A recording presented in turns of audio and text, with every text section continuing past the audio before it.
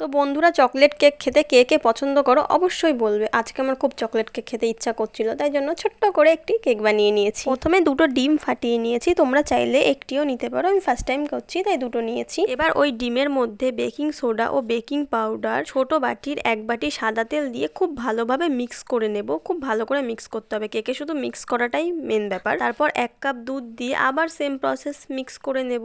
1 বাটি চিনি দেওয়ার পর সামান্য একটু ভ্যানিলা এসেন্স ও ভিনিগার দিয়ে দেবো। এবার 1.5 কাপ ময়দা ও ছোট বাটির 1 বাটি কোকো পাউডার দেবো। কোকো পাউডারটা আমি কতটা নিয়েছি দেখতেই পাচ্ছেন। আর ময়দা আর কোকো পাউডার একসাথে এইভাবে চালনি দিয়ে চেলে দিলে খুব ভালো হবে। আমার কেকের ব্যাটারটি তৈরি, দেখতেই পাচ্ছেন, খুব বেশি পাতলাও না ঘনও না। একটি পাত্রে ব্যাটার পেপার দিয়ে কেকের মিশ্রণটি ঢেলে দিয়ে 20 মিনিট মাইক্রো ওভেনে বেক করে নিলাম। ঠান্ডা হয়ে গেলে নামিয়ে নেব। দেখতেই পাচ্ছেন কেমন স্পঞ্জি হয়েছে।